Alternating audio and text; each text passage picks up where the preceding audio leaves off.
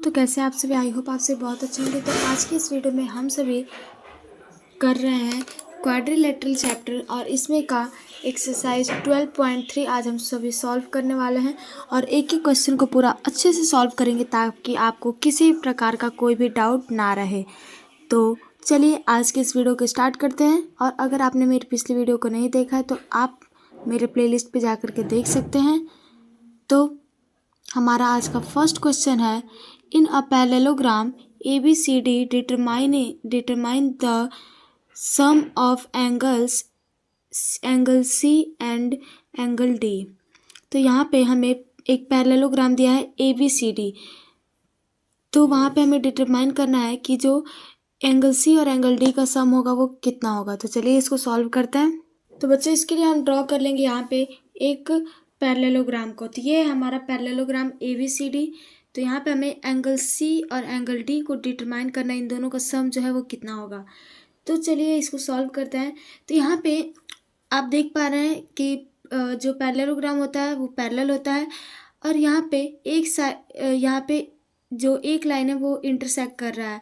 तो इसका मतलब ये है कि एक पैरेललोग्राम के साथ साथ ये एक ट्रांसवर्सल लाइन भी है। तो क्या हम कह सकते हैं कि एंगल जो ADC है, ये वाला जो एंगल है और यहाँ पे पैरेललोग्राम है तो इसको हम और आगे बढ़ा सकते हैं। तो यहाँ पे जो ये वाला एंगल बनेगा ये दोनों इक्वल होगा। हाँ होगा, क्योंकि ये जो है कॉरेस्पॉन्डिंग एंगल हो जाएगा। तो इसलिए यहाँ पे हम लिख सकते हैं angle C and angle D are corresponding interior angles. तो ये जो है कॉरेस्पॉन्डिंग इंटीरियर एंगल्स हैं। तो इसलिए यहाँ पे कॉरेस्पॉन्डिंग जो है दोनों के दोनों जो है वो इक्वल है। तो इसलिए यहाँ पे इन दोनों का जो सम होगा वो 180 डिग्री होगा। तो यहाँ पे लिख देंगे हम therefore angle C plus angle D equal to हो जाएगा 180 डिग्री। तो बच्चों ये हो जाएगा इसका फाइनल आंसर। आई होप आपको समझ में आ गया होगा। तो चलिए नेक्स्ट क्वेश्चन नंबर 2 को करते हैं। तो बच्चों इसके अंदर हमें दिया गया है, in a parallelogram ABCD if angle B equal to 135 degree determine the measures of the other angle. तो यहाँ पे हमें एक पैरेललोग्राम ABCD दिया होगा, तो उसमें हमें एंगल B पता है, तो हमें एंगल CDA फाइंड करना है, यानी जो भी बाकी बचे हुए एंगल उन्हें फाइंड करना है। तो चलिए फाइंड करते हैं। तो बच्चों यहाँ पे हमें जो है एंगल B जो है वो 135 डिग्री दिया गया है। तो हम यहाँ पे सबसे पहले लिखेंगे angle B equal to 135 degree, ये हमें मालूम है। और ABCD जो है वो एक पैरेललोग्राम है, तो इसके अंदर जो हमारा एडजेसेंट एंगल होते हैं उनका सम 180 डिग्री होता है। तो इसीलिए यहाँ पे ये जो angle A plus angle B होगा वो दोनों का सम 180 डिग्री होगा। हम यहाँ पे लिख देंगे angle A plus angle B equal to 180 degree, और ये क्या होंगे, एडजेसेंट एंगल होगा। तो यहाँ पे angle A plus angle B की वैल्यू हमें दिया गया 135 डिग्री इक्वल टू 180 डिग्री। तो एंगल A इक्वल टू आ जाएगा 180 डिग्री माइनस 135 डिग्री। तो बच्चों यहाँ पे एंगल A इक्वल टू आ जाएगा हमारा 45 डिग्री। अब हमें यहाँ पे एंगल A मालूम है 45 डिग्री, तो बहुत इजी है। अब तो आप बना ही लेंगे यहाँ पे। तो आपको पता है कि जो अपोजिट एंगल्स होते हैं पैरेललोग्राम के वो इक्वल होते हैं। तो angle A equal to angle C and angle B equal to angle D। तो यहाँ पे angle A equal to angle C equal to 45 degree, यहाँ पे आप ब्रैकेट में लिख देंगे कि अपोजिट एंगल लिख देंगे, और फिर उसके बाद से यहाँ पे एंगल B इक्वल टू लिखेंगे angle D equal to 135 degree. ये भी जो होगा अपोजिट एंगल से होगा। तो यहाँ पे hence angle C angle A angle D equal to angle C है हमारा 45 डिग्री, एंगल A भी है 45 डिग्री और एंगल D है हमारा 135 डिग्री। तो बच्चों ये हो जाएगा हमारा फाइनल आंसर। आई होप आपको ये क्वेश्चन क्लियर हो गया होगा। तो चलिए नेक्स्ट क्वेश्चन नंबर 3 को करते हैं। तो बच्चे यहाँ पे क्वेश्चन नंबर 3 दिया गया हमें, ABCD is a rectangle with angle ABD equal to 40 degree. ABCD एक रेक्टेंगल है, तो उसके अंदर एंगल ABD जो है हमें 40 डिग्री दिया गया है। तो हमें DBC को फाइंड आउट करना है। चलिए फाइंड आउट करते हैं। तो बच्चों यहाँ पे हमें एक रेक्टेंगल ड्रॉ कर लेंगे। तो इसके अंदर हमें ए बी डी जो दिया गया है वो हमें दिया गया है 90 डिग्री। तो हमें ऑलरेडी मालूम है कि रेक्टेंगल का एक जो एंगल होता है वो हमेशा 90 डिग्री का होता है। तो यहाँ पे angle A B D plus angle D B C equal to हो जाएगा 90 डिग्री, यानी ये जो टोटल एंगल है वो है 90 डिग्री का। सो दैट यहाँ पे हमें एंगल ए बी डी जो है मालूम है 40 degree plus angle D B C equal to हो जाएगा 90 डिग्री। तो यहाँ पे एंगल डी बी सी निकल के आ जाएगा हमारा 50 डिग्री। 90 डिग्री माइनस 40 डिग्री करेंगे तो 50 डिग्री आ जाएगा। तो बच्चों हमें डी बी सी की वैल्यू जो है वो मालूम चल गया है। तो यही हमें फाइंड आउट करना भी था। तो आई होप आपको समझ में आ ही गया होगा। तो चलिए नेक्स्ट क्वेश्चन को करते हैं। बहुत सिंपल और इजी क्वेश्चन था ये। तो बच्चों यहाँ पे हमें क्वेश्चन नंबर 4 के अंदर दिया गया इन फिगर 12.53। ये फिगर है A B C D is a parallelogram. ये एक पैरेललोग्राम है in which A B is produced E, so E equal to A B, prove that E D bisects B C. तो इसके अंदर हमें ये प्रूव करना है कि जो ई डी है वो बी सी को बाइसेक्ट कर रहा है। तो हमें ये प्रूव करना है। तो चलिए बच्चों इसको फाइंड करते हैं हम। तो बच्चों यहाँ पे हम एक काम करेंगे कि इसके अंदर ये जो ट्रायंगल दिया गया है, हमें एक ट्रायंगल यहाँ पे दिया गया है, एक ट्रायंगल यहाँ पे दिया गया है। तो इन्हीं ट्रायंगल को हम ले करके और फिर इन दोनों को कॉन्ग्रुएंस प्रूव कर देंगे। तो फिर फाइनली हमें जो प्रूव करना है वो प्रूफ हो जाएगा। तो इसलिए हम इसी तरीके से इसको करते हैं। तो बच्चों यहाँ पे हमें दो ट्रायंगल को माना है। तो यहाँ पे हम लिख देंगे इन ट्रायंगल ओ डी सी पहला ट्रायंगल है and triangle O E B दूसरा ट्रायंगल है ये। तो इन दोनों का हमें कॉन्ग्रुएंट प्रूव करना है। तो कॉन्ग्रुएंट प्रूव करने के लिए हमें क्या करना होता है? तो बच्चों इसके लिए हमें यहाँ पर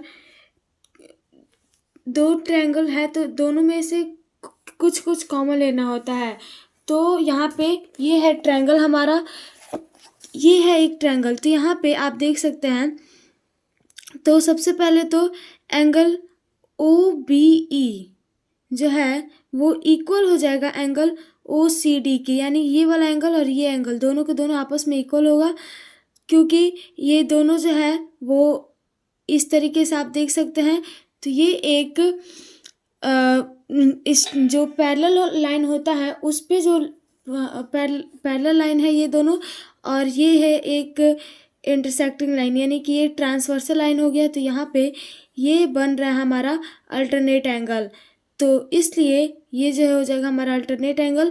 तो angle D O C equal हो जाएगा, I mean angle O C D और ओ बी ई दोनों इक्वल हो जाएगा। और नेक्स्ट हमारा यहाँ पे angle C O D equal हो जाएगा एंगल बी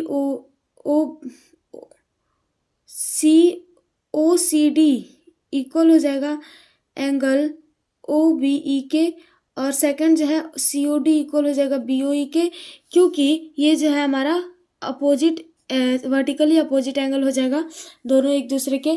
यहाँ पे नेक्स्ट है डी सी इक्वल हो जाएगा बी ई के। डी सी और बी ई दोनों के दोनों जो है वो इक्वल हो जाएंगे। तो बच्चों चलिए अब हम इसको लिख लेते हैं। तो यहाँ पे पहला हो जाएगा कि D C equal to B E, और ये जो है हमें ऑलरेडी गिवन है। तो यहाँ पे नेक्स्ट जो है अभी हमने फाइंड किया कि angle O B E equal है एंगल ओ सी डी के, और नेक्स्ट जो है वो है सी ओ डी इक्वल है एंगल बी ओ ई के। तो ये जो है by A S congruency rule triangle O D C congruent हो जाएगा ट्रायंगल ओ ई बी के। तो बच्चों यहाँ पे अब by C P C T यहाँ पे O C equal to O B हो जाएगा।